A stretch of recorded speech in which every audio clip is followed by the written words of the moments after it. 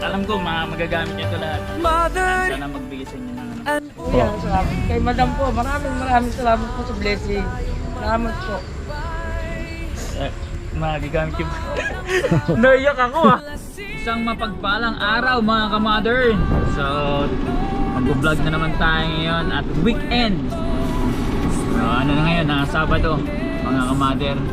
Fiesta nga pala dito. Hindi naman fiesta, kumbaga mayroong festival, Quezon Puti, Santa Cruz, Laguna. Ito na yung right timing para punta natin yung mabibigyan natin ng blessing. Nabanggit ko to kahapon sa vlog ko.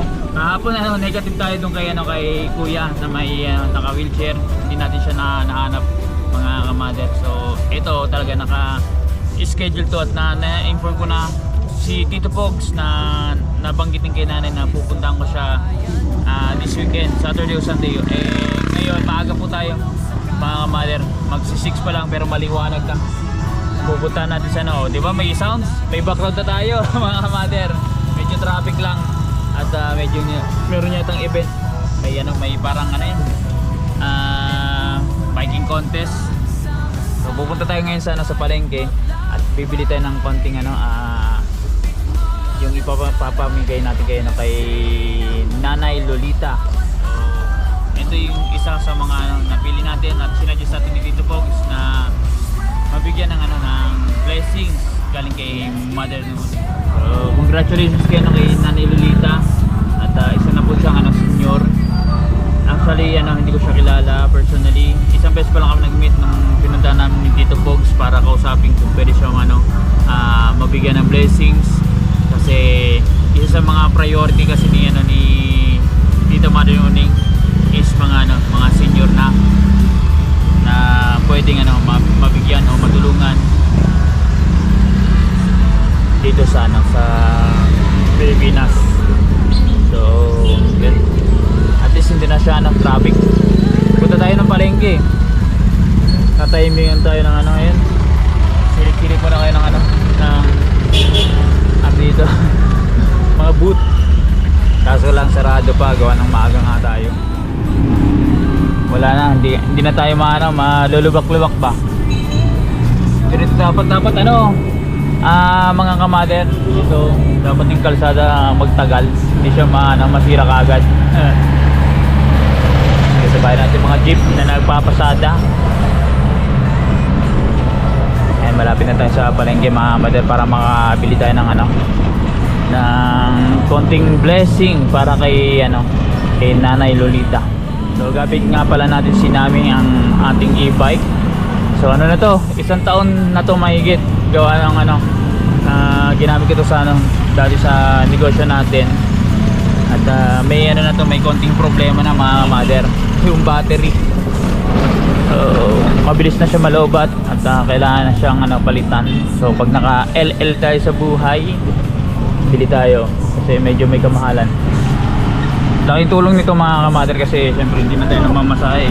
Pwede ka mag-load ng up to 200 to 300 kilograms. So pero hirap na yun. Mabigat yun nakapag-load na ako dito mga ka-mother ng siguro mga 100 plus kilos. Syempre may pasahero ka na 3. Hirap na rin sa takbuhan pag gagana ng load. Dito tayo ngayon mga madasana sa palengke, pamilyang bayan ng Santa Cruz.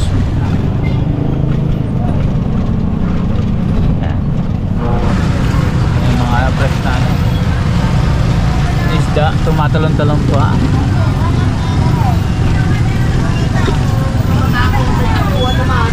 Yeah.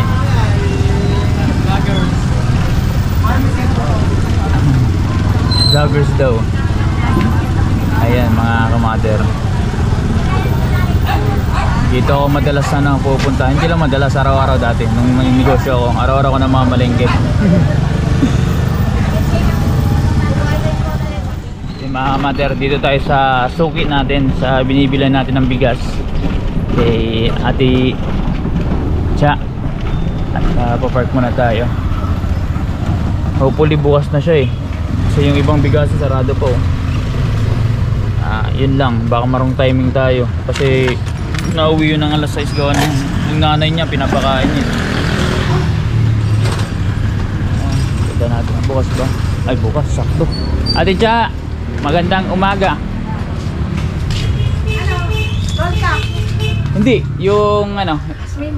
Ito may isa pa. Isa pa? Isa pa. Yan ba yung binili ko na nakaraan? Yung isa ko lang naman to. Sako? Marami. Ano yun ano? Ayun, gusto mo, mura pa ngayon. Ano yun? Seasonal. Seasonal. Maganda. Hindi, anong ano yan? Ginorado, Sinandoming. Ayan, nakalagay, Angelica ang sako. Ang sako? Maganda yun. Ako gusto mo ito. May isa pa. Ano yan? Sinandoming? Magkano yan? 1,050 na lang sa'yo. Sige. 1,050. Sige. Ayun yan. Ano yan yung... Tama lang. Tama nga lang yung tubig. Tama lang daw ang tubig. Maganda yan. Ito. Sige. Yan na po mga kamader. Bibigyan natin Malati din kayo. Malati yan. Ay ganun talaga eh. Ano tayo lang. Ako na Ate Cha. Tuloy lang tayo.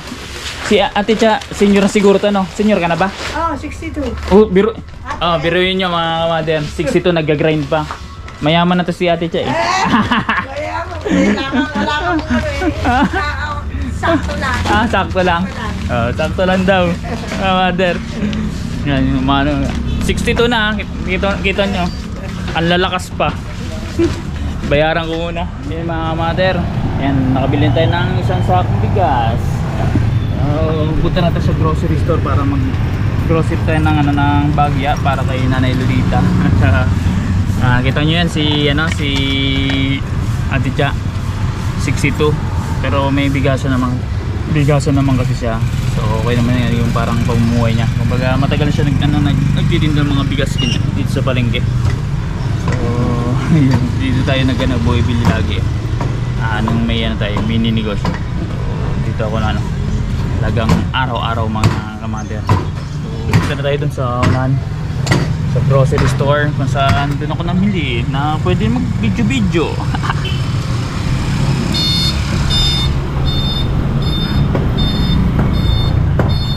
kahit pa paano mga kamader makakaano tayo,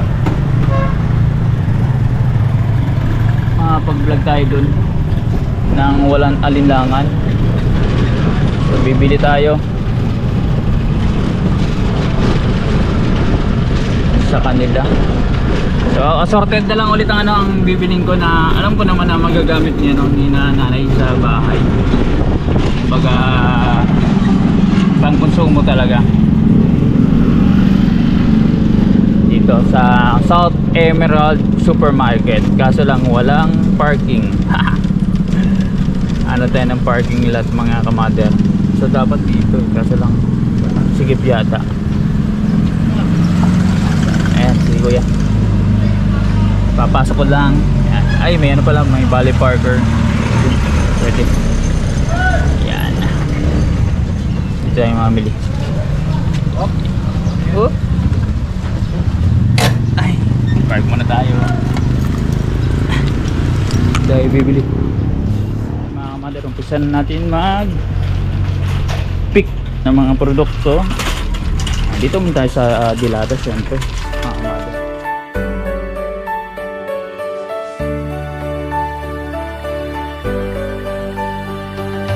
Mother, an uning vlog, sama-sama tayong maglakbay. Tikman ang sarap, tuklasin ang mundo. Bawat araw puno ng saya at kwento. Spread kindness, let's give and share. Sa bawat sulok, bawat sulok, love is everywhere.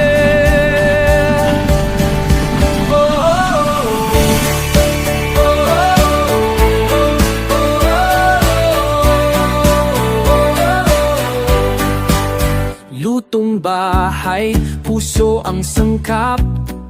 Biyahe sa bayan, bagong natutuklasan. Tulong sa kapwa, damang-dama.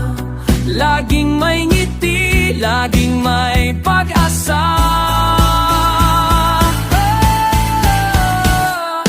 Mother and Pune Vlog, sama-sama tayong maglakbay. Tikman ang sarap, tuklasin ang mundo. Bawat araw puno ng saya at kwento. Mga mother, bayad na tayo sa counter. Galit ka sir eh.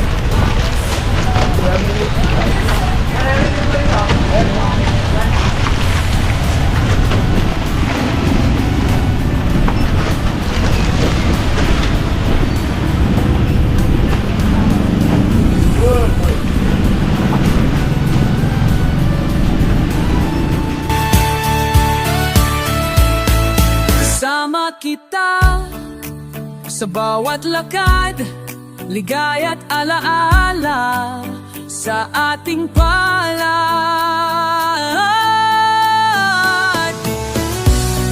Kusinang puno na Ay, may ano, butas. Bawasan ko na lang itong butas, sir. Sige po, pagibawat na. Yan lang.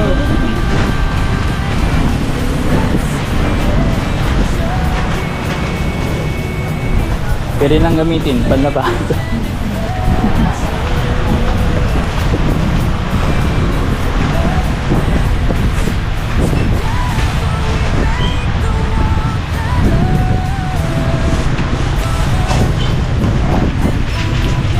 Malapit na matapos mga mother. Konti na lang, konting kembot na lang.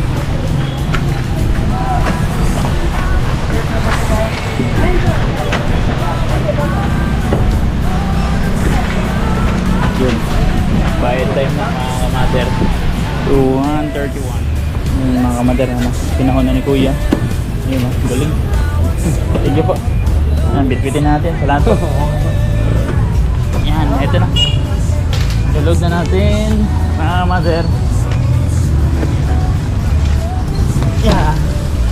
May bigas na, tapos may grocery. Alright, punta na tayo kay nanay. Yun mga mother, nakabili na tayo ng konting grocery kay nanay, at the same time bigas nandiyan sa likod. At pupunta na po tayo dun sa kanila. At hopefully gising na. Maga tayo lumarga. Pero actually siguro gising na yan. Alam niyo naman po yung yung mga magulang, maagap yan. Maaga yan na nagigising. So pinamili natin is bigas, isang kaban, at the same time konting grocery. Ang lalabis po mga kamader, ang ginagawa kasi tinatansya ko lang siya. Yung lalabis na matitirang pera, ibibigay po natin sa kay nanay. So, bahala na po siya kung saan niya gagamitin. Pero kasi nga, alam ko na makakatulong talaga yun sa kanila. So, kumbaga, may bigas na, may grocery, may jacket pa. Nakakatawa lang talaga mga kamader kasi syempre isa tayo sa mga nagiging tulay o instrumento para magbigay ng ng blessing sa in behalf ni Mother and Oning, ni Nita. Nakakatabalan sa puso kasi syempre isa rin doon sa mga pangarap na natin na makatulong. Sa ngayon hindi pa tayo talaga sobrang kumbaga meron naman akong naitutulong sa serbisyo nga lang. Yun ang ginagawa natin. So, nagto-troubleshoot kasi ako ng mga YouTube channel. Yun ang sa ngayon kaya lang nating gawin. So financially pasundot-sundot lang, pero hindi ganun kalaki tulad ng ginagawa ni Tita Mother. So kumbaga nakakatabalan sa puso na isa tayo sa gumagawa nito as representative kay Tita na nandun sa ibang bansa. Kaya nagpapasalamat ako kay Tita siyempre sa tiwala nga at sa sa pagano sa akin na ako maghanap. Meron ako mga katulong mga kamader sa paghahanap kasi hindi naman nating kilala ng mga tao. So kumbaga nag-i-start muna tayo, nag-survey kung sino ba ang dapat matulungan na talagang alam mo yun, medyo hirap or kulang sa ano sa pang-araw-araw. Ayun. Kaya sobrang ano saya sa ano ako natutuwa ako kahit na puyat ako mga mother gagawin ko to kasi itong para sa akin ay nakakabuti sa ano sa komunidad. Yan, nandito na tayo, liliko na tayo diyan.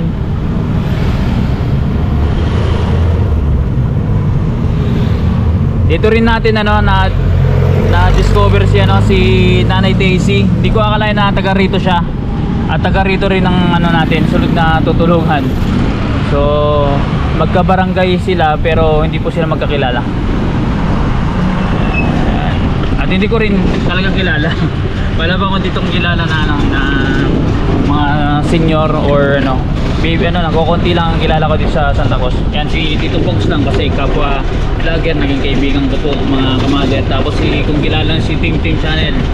So yun po yung mga ano natin kakilala dito. So other than that, hindi natin ano kilala kasi ano yun, isa rin po akong ano dito dayo sa ano sa Santa Cruz, Laguna.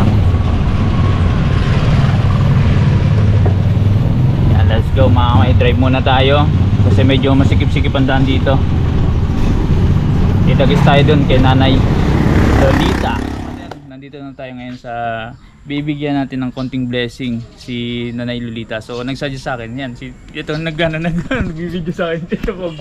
So sobrang thank you kay Tito Bob kasi tinulungan tayo at alam ko naman po na ano isa to sa dapat o karapat-dapat na bigyan ng blessing si Nanay Lolita. So marami pang ano mga susunod na mabibigyan. So unahin muna natin si Nanay.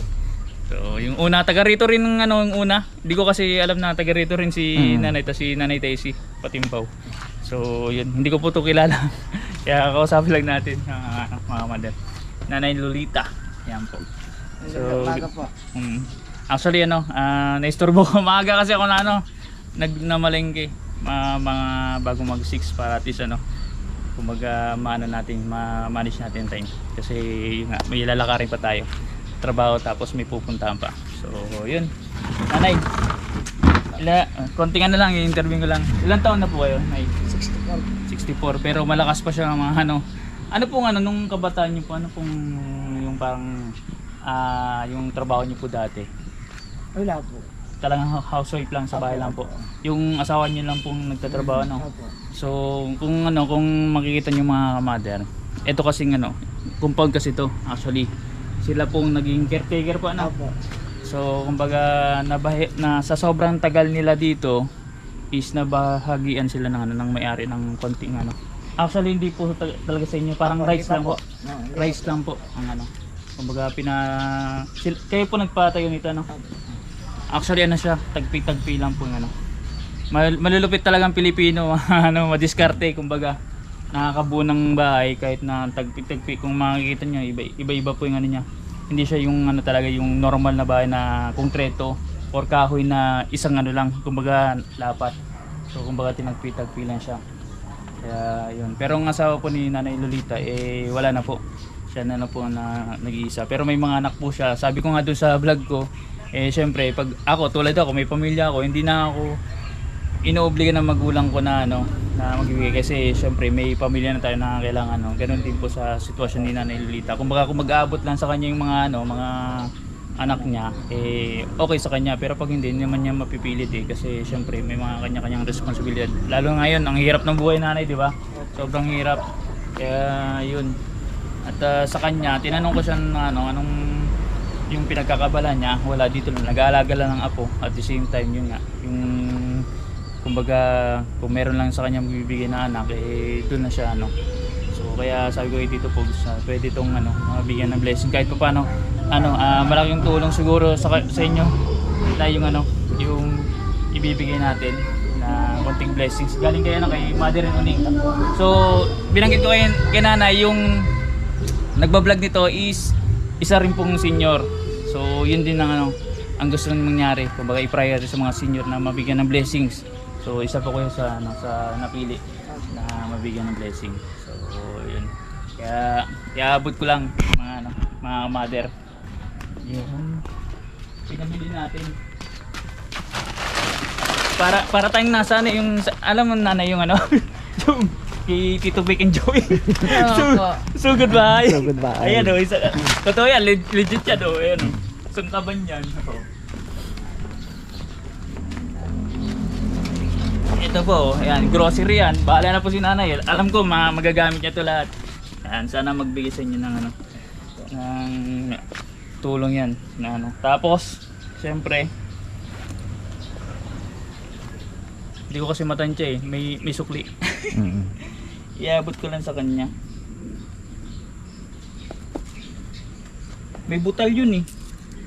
Pero susustuin natin mga kamay kasi kailangan yun nang natira eh. Nay, iabot ko po sa inyo. Alam ko ano yun, 19 yun. Kaya po, yan. Sana bahala na po kayo dyan. Kasi hindi ko po matansya Nay. So, yun, anong pong masasabi nyo Nay? Ay, maraming salamat po. At isa-isa kung napili ninyo. Sana maraming salamat po. At hindi rin naman akalain Hindi ko po. na makakasama. Opo. Maraming salamat po. Na ano din si nanay naiiyak. Kasi syempre, kumbaga first time niyo po makatanggap ng ganitong yung ganitong blessing po na malaki. Hindi pa po sa tanan ng buhay niyo. Opo, yun na lang po. Kasi Parang yun naiyak nga, ako. Medyo matagal na nga rin kasing wala si Kuya Cor. Salamat po. Mamangitan niyo po. Maraming salamat Okay lang po. po. Yan, salamat. Kay Madam po, maraming salamat po sa blessing. Salamat po. Magagamit yung naiyak ako pero natutuwa ako kasi syempre sabi ko nga kay tita na kumbaga instrumento lang tayo na Opo. sabi Oo nga, ko, tuloy lang po. Balahibo ko, Tuwitindi ko balahibo ka. Balahibo ko. Ito hindi po ito scripted.